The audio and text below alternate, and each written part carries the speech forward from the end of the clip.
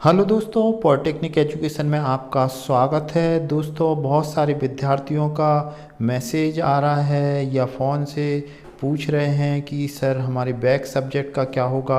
और मार्कशीट किस आधार पर बनेगी। तो दोस्तों, मैं इस वीडियो के माध्यम से आपके इस तमाम जो कन्फ्यूजन है वो दूर करने का प्रयास करूंगा, चाहे वो बैचलर ऑफ इंजीनियरिंग के विद्यार्थी हों या फिर पॉलिटेक्निक के विद्यार्थी हैं। तो दोस्तों, हम पहले ये बात कर लेते हैं कि जो यूजीसी की गाइडलाइन है, जो यूजीसी की गाइडलाइन के हिसाब से, जो यूजीसी ने कहा है गाइडलाइन के हिसाब से, ये आप सभी को मालूम है। यूजीसी की गाइडलाइन जो संशोधित आई है उसमें क्लियर ये लिखा हुआ है दोस्तों कि भारत की तमाम जितनी भी यूनिवर्सिटी हैं या कॉलेज हैं उसमें फाइनल ईयर के विद्यार्थी को छोड़कर जितने भी विद्यार्थी हैं उन्हें जनरल प्रमोशन दे दिया गया है। तो दोस्तों, इसका मतलब ये है कि अगर हम राजीव गांधी की बात करें, राजीव गांधी प्रौद्योगिकी विश्वविद्यालय की, तो स्पेशली बी है और पॉलिटेक्निक कॉलेज है या फिर आपका फार्मेसी है। तो दोस्तों, इनका सवाल ये है कि जैसे मान लो कोई पॉलिटेक्निक का स्टूडेंट है। अब जैसे पॉलिटेक्निक का कोई स्टूडेंट है, उसका कहना है कि हमारे बैक सब्जेक्ट का पे जनरल प्रमोशन मिलेगा या नहीं मिलेगा। ये बड़ा सवाल है, लेकिन दोस्तों जहाँ तक मेरी नॉलेज है उस हिसाब से मैं आपको बता रहा हूँ। लेकिन मैं आपको साथ ही साथ ये भी क्लियर कर दूँ कि अभी राजीव गांधी विश्वविद्यालय ने बैक सब्जेक्ट के बारे में कोई नोटिफिकेशन जारी नहीं किया है। तो दोस्तों, मैं आपको बताता हूँ कि क्या इसमें विद्यार्थियों को लाभ मिल सकता है जनरल प्रमोशन के साथ साथ बैक सब्जेक्ट का। अब जैसे मान लें कि दोस्तों कोई विद्यार्थी पॉलिटेक्निक कॉलेज का सेकेंड ईयर का विद्यार्थी है और आपको मालूम है रूल क्या कहता है कि अगर सेकेंड ईयर का विद्यार्थी है और उसको फाइनल ईयर में जाना है तो फर्स्ट ईयर के सब्जेक्ट क्या होना चाहिए, ऑल क्लियर, ऑल क्लियर। तो दोस्तों अब ये नियम के हिसाब से अगर हम देखें, कोई विद्यार्थी है जिससे सेकेंड ईयर का है, अब मान लो उसका एक सब्जेक्ट रुका हुआ है,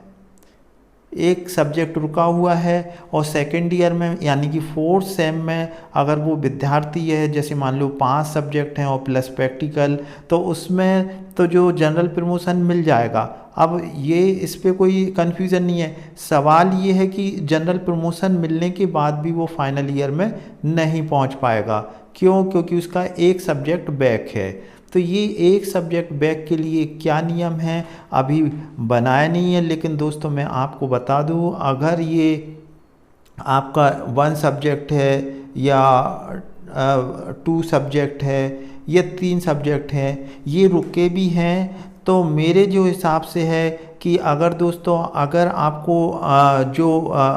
अपॉर्चुनिटी या जो एग्ज़ाम में बैठने का आपका राइट्स है, अगर जैसे मान लो एग्ज़ाम हुई नहीं और जनरल प्रमोशन दे दिया और किसी विद्यार्थी का 1 या 2 सब्जेक्ट रुके होने के कारण, बैक सब्जेक्ट रुके होने के कारण उसे फाइनल में एडमिशन नहीं दिया जाएगा, तो उसके साथ क्या होगा कि उसके साथ अन्याय होगा। क्यों होगा दोस्तों अन्याय इस सेंस में होगा कि वो एग्ज़ाम में बैठने को तैयार है लेकिन एग्ज़ाम राजीव गांधी विश्वविद्यालय नहीं करा रहा है। इसलिए मेरे हिसाब से क्या होगा दोस्तों, जो भी बैक सब्जेक्ट हैं 1 या 2 हैं, तो जो भी राजीव गांधी विश्वविद्यालय की जो भी गाइडलाइन आएगी या नोटिफिकेशन आएगा तो एक अंडरटेकिंग देना होगा दोस्तों, जब भी कि आपको फाइनल में एडमिशन तो मिल जाएगा, लेकिन जब भी आपके 1 सब्जेक्ट रुका है, 2 सब्जेक्ट रुका है, तो उसके लिए आपको जब भी भविष्य में कोई एग्ज़ाम होगी, जब भी अनुकूल परिस्थिति होगी,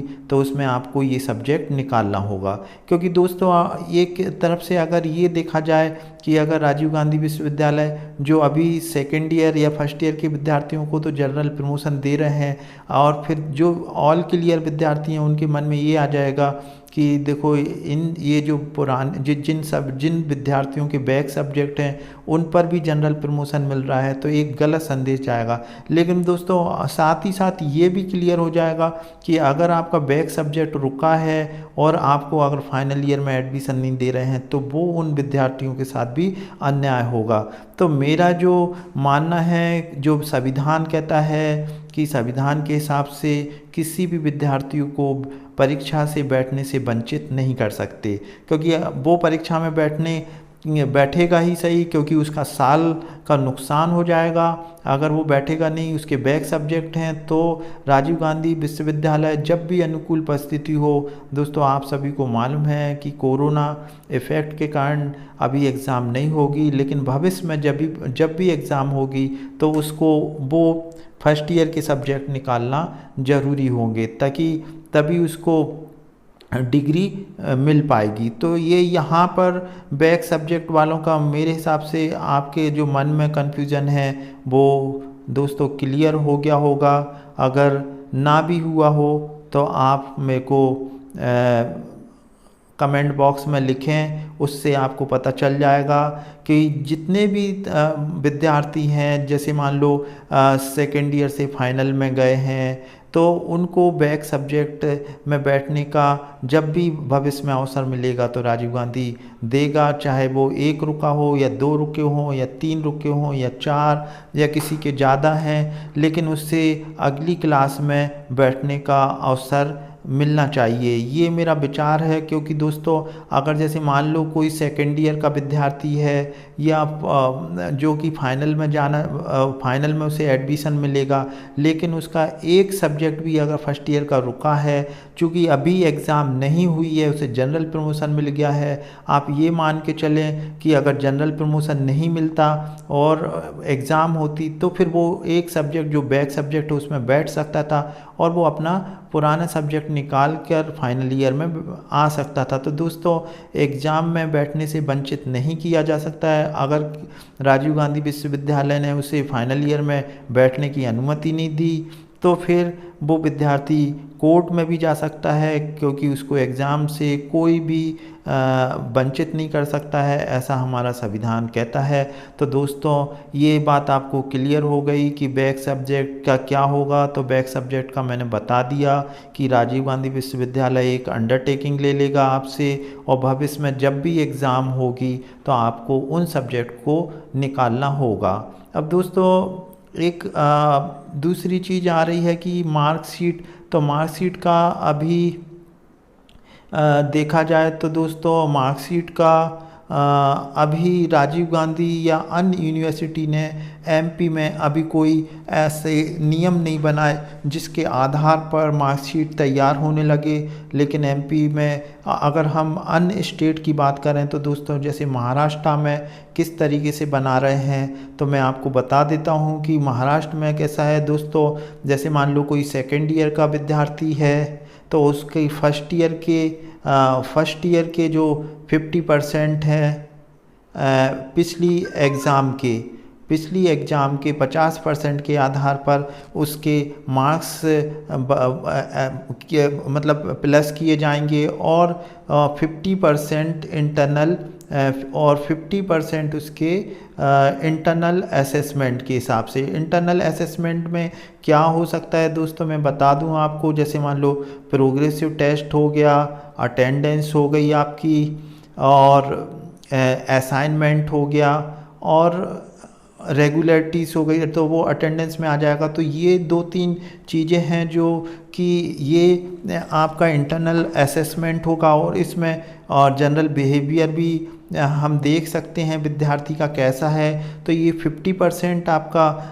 progressive test, attendance, general behaviour और असाइनमेंट उसने जमा किए कि नहीं किए, तो ये तमाम चीज़ें इंटरनल असेसमेंट के आधार पर, और 50% उसके जैसे मान लो 70% बने हैं तो उसका से ले लेंगे 50%, और 50% ये इंटरनल असेसमेंट के आधार पर। तो दोस्तों ये महाराष्ट्र का नियम है कि 50% आपका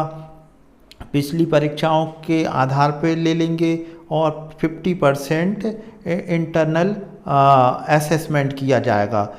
तो 50% असेसमेंट मान लो किसी के 70% है तो इसका 50% ले लिया जाएगा। और इंटरनल असेसमेंट में प्रोग्रेसिव टेस्ट का है, उसके मार्क्स जोड़ लेंगे, अटेंडेंस के मार्क्स हैं और जनरल बिहेवियर, तो ये इसका भी 50% लिया जाएगा। तो दोस्तों इन दोनों का जो भी योग होगा उसके आधार पर आपकी मार्कशीट का परसेंटेज बन जाएगा। तो दोस्तों उम्मीद है कि आप समझ गए होंगे।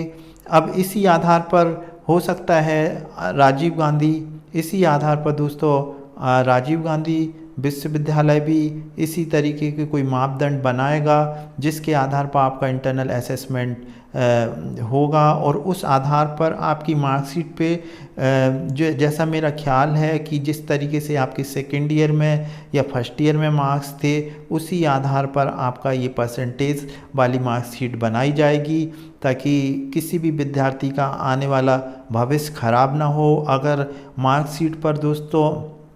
अगर मार्कशीट पर दोस्तों जनरल प्रमोशन अगर लिख दिया जाएगा तो उस मार्कशीट का कोई मतलब नहीं रहेगा दोस्तों, क्योंकि अब जैसे मान लो किसी की मार्कशीट पे नाम लिख दिया उस पर और जनरल प्रमोशन, कोविड प्रमोटेड इस तरीके से लिखा जाएगा तो उस विद्यार्थी के साथ अन्याय होगा, क्योंकि कुछ ना कुछ आधार होना चाहिए नंबर देने का। तो दोस्तों जो मैंने बताया है इस आधार पर आपका नंबर का आधार होगा कि 50% या इंटरनल असेसमेंट के आधार पर। अब दोस्तों इसमें एक सवाल ये आता है कि जैसे मान लो फर्स्ट ईयर के विद्यार्थी हैं, जैसे मान लो बी वाले हैं या फिर पॉलीटेक्निक वाले हैं, तो अब इनके लिए क्या होगा रूल, क्योंकि ये तो फर्स्ट ईयर में एडमिशन फर्स्ट ईयर वाले विद्यार्थी थे। तो इनका जैसे मान लो बी में 12th के मार्क्स के हिसाब से 50% देख लिया जाएगा, या पॉलीटेक्निक का कोई विद्यार्थी 10th से आया है या 12th से आया है तो कोई भी जो भी उसके उस पिछली एग्ज़ाम जो भी उसने दी है तो उसका 50% वेटेज ले लिया जाएगा और उस आधार पर उसकी मार्कशीट बनाई जाएगी। तो दोस्तों उम्मीद है आपको हर मतलब पहलू समझ में आ गया होगा। फिर भी अगर कोई ऐसी बात छूट गई हो तो आप कमेंट बॉक्स में आप पूछ सकते हैं और दोस्तों मैं आपका बात का जवाब दे दूंगा। और दोस्तों आप चैनल पर नए हैं तो चैनल को ज़रूर सब्सक्राइब करें और वीडियो देखने के लिए थैंक यू।